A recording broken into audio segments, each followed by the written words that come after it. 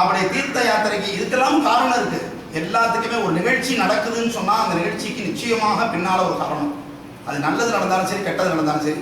தீர்த்த யாத்திரை கிளம்பலாம். கிளம்பும் பொழுது என்ன ஆகலாம், பல இடங்களுக்கு போகணும். தீர்த்த யாத்திரைங்கிறது ஒரே இடத்துல இருக்கிறது கிடையாது. அப்படியே தேசத்தில் உள்ள பல்வேறு கேத்திரங்களுக்கு போய் பல்வேறு நதிகளில் தீர்த்தமாடி வரணும். அதனால தான் ராமருக்கு என்னத்தினால கைகையை தண்டனை கொடுத்தா, தாடகையை வதம் பண்ணிட்டார்.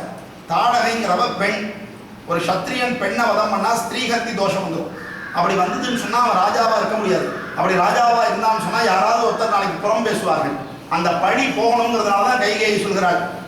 என்ன, புண்ணிய நதிகளாடி 7 ஆண்டில் வா, போய் நல்ல நல்ல புண்ணிய தீர்த்தங்கள் எல்லாம் நீ போய் தீர்த்தமாடி உன்னுடைய பாவத்தை கழுவி விட்டு 14 வருஷம் கழிச்சு வாழான்னு சொல்லுது. அதுவும் ஒரு காரணம். கைகையை சொன்னதுக்கு ஒரு காரணம். அதுவும் பெருமை பரதனுக்காக கேட்டா அப்படிங்கிறது ஒரு பக்கம் இருந்தாலும் கூட ராமனுக்கு ஒரு அவப்பெயர் வந்துடக்கூடாது அப்படிங்கிறது அதில் ஒரு இன்னர் மீனிங்னு சொல்லுவாங்க.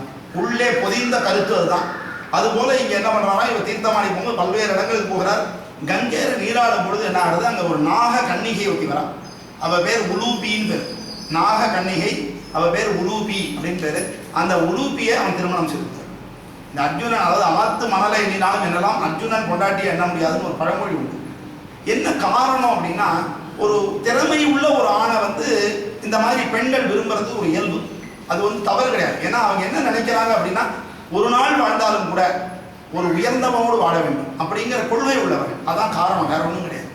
அதனால அவர்களுக்கு அப்படி ஒரு எண்ணம். அந்த காலத்தில் இந்த மாதிரி பழக்கம் போது, அதாவது சமுதாயத்தில் இப்போ என்ன நடந்துச்சு அப்படின்னா, குறுக்க ஒரு காலத்தில் பெண் குழந்தைகளை நாம் வேண்டான்னு வெறுத்தோம்.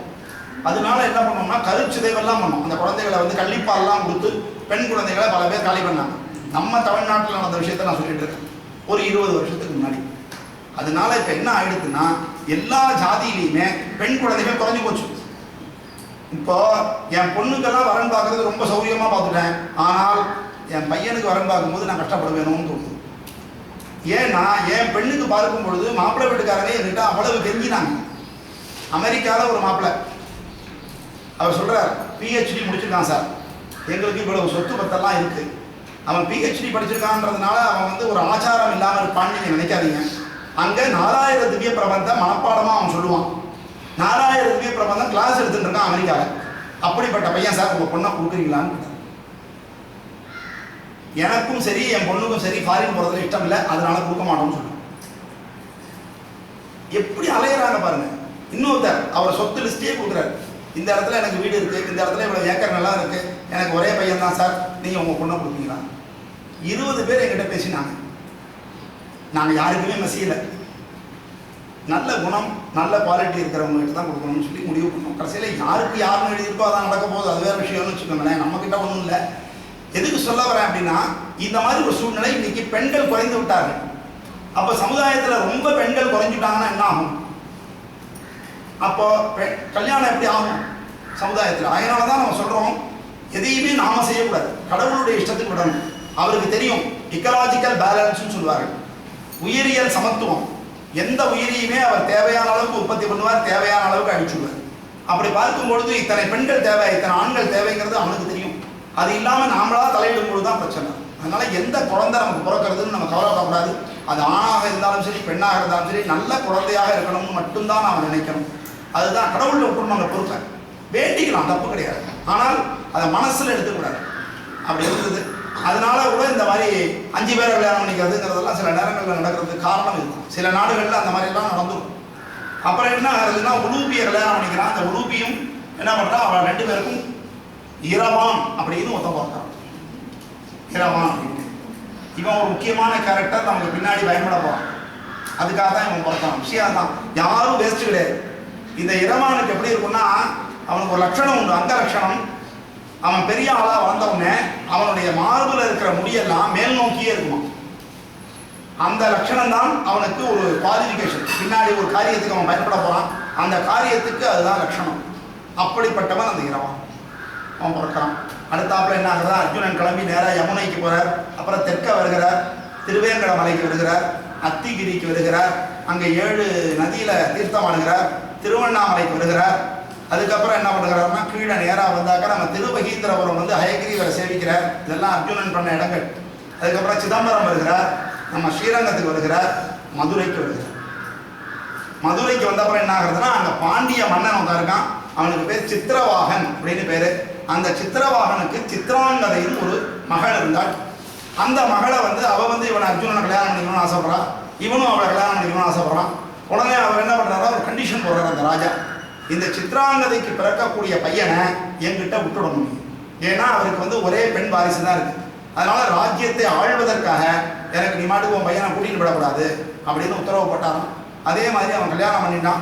அவனுக்கு என்ன ஆகுதுன்னா பப்ருவாகனன், பப்ருவாகன் அப்படின்னு ஒரு பையன் பிறக்கான். அந்த பையனை அங்கேயே விட்டுறான். தீர்த்த யாத்திரை நடந்துட்டு இருக்கு. இப்படி நடந்தது. இப்படியே வரும்பொழுது என்ன ஆகிறான்னா அப்படியே கிளம்பிட்டு அங்கங்கே விட்டுருவான். அவ்வளோதான், திருப்பி கூட்டிகிட்டே எல்லாம் வர முடியாது, லாரி வச்சு தான் கூட்டின்னு வரணும்.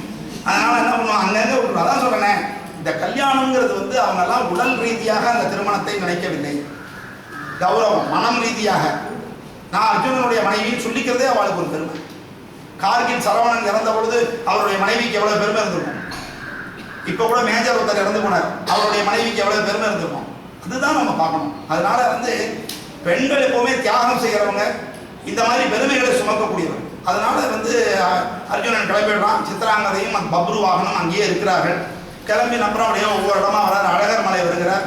சேது தரிசனம், திருக்கோகரணம் வந்தாச்சு, இப்படியெல்லாம் வந்தாச்சு. அப்படியே சுத்திண்டு அப்படியே இங்கே வந்தாச்சு, துவாரகைக்கு வந்துடுறாரு. மேலே ஏறியாச்சு, கீழ் வரைக்கும் போயிட்டு அப்படியே கேரளா வழியாக மேலே ஏறியாச்சு. ஏறி துவாரகைக்கு வந்தாச்சு. துவாரகைன்னு சொல்லும்போது தான் ஞாபகம் வருது, அன்றைக்கே சொல்லியிருக்கேன், துவாரகை உண்மையிலேயே இருந்ததுங்கிறத இப்போ ஆராய்ச்சியில் கண்டுபிடிச்சிருக்காங்க. கடலுக்கு அடியில் அந்த கட்டடங்கள்லாம் இன்றைக்கும் இருக்கான். இதை கண்டுபிடிச்சது இங்கிலீஷ்காரன், நம்ம இல்லை. கண்டுபிடிச்சு ஃபேஸ்புக்கில் படமே போட்டுருக்கோம், பார்க்கணும். ஆகையினால நம்ம சமாச்சாரங்கள் எல்லாமே உண்மை, கொஞ்சம் கூட பொய் கிடையாது. அதுதான் சொல்ல வரோம். அப்படி இருந்தது. அந்த துவாரகைக்கு வரும்பொழுது அங்கே தான் கிருஷ்ணர் பலராமன் எல்லாருமே இருக்கிறார்கள். இருக்கும் பொழுது அங்கே சுபத்திரை இருக்கான். சுபத்திரை யாருன்னா பலராமனுக்கும் கிருஷ்ணருக்கும் தங்கை. அந்த சுபத்திரை மேலே அர்ஜுனனுக்கு ஒரு ஈடுபாடு உண்டு. சுபத்திரைக்கும் அர்ஜுனனும் பிடிக்கும். இதெல்லாம் கனவுலேயே அவங்க வாழறவங்க. முன்னாடியே வரிச்சிருவாங்க, எனக்கு இவர் தான் கணவன், இவர் தான் மனைவின்னு உண்டு. இவன் அர்ஜுனனுக்கு வருது. உடனே என்ன பண்ணுறான், எப்படா பலராமனுக்கு என்னன்னா துரியோதனனுக்கு அவளை கல்யாணம் பண்ணி கொடுக்கணும்னு ஒரு ஆசை. ஏன்னா துரியோதனன் வந்து பலராமனுடைய சீடன். பலராமன் கதாயுத பகிஷ்யை வந்து துரியோதனன் சொல்லி கொடுத்துருக்காரு. அதனால துரியோதனன் வந்து அவருக்கு பண்ணி கொடுக்கணும்னு அவருக்கு ஆசை. அதனால என்ன ஆகுதுன்னா, எப்படியாவது கிருஷ்ணர் வந்து நல்லவனுக்கு கொடுக்கணும். ஏன்னா அவருக்கு தெரியும் துரியோதனன் கதை என்ன ஆக போகிறதுன்னு நல்லாவே தெரியும். அதனால அவர் என்ன பண்ணுறாருன்னா, தன்னுடைய தங்கையை நல்லவனுக்கு கல்யாணம் பண்ணி கொடுக்கணும்னு கிருஷ்ணர் ஆசைப்படுறாரு. கிருஷ்ணருக்கு எல்லாமே தெரியும், பலராமன் செகண்டரி தான். அதனால கிருஷ்ணர் என்ன பண்ணுறாரு, எப்படியாவது அர்ஜுனனுக்கு கல்யாணம் பண்ணி வைக்கணும்னு பார்க்குறாரு. அதனால அவருடைய யோஜனையின் பேரில் இவன் சன்னியாசி வேஷம் போட்டு, சன்னியாசி வேஷம் போட்டு அங்கே போய் துவாரகையில் உட்காந்துருக்கான்.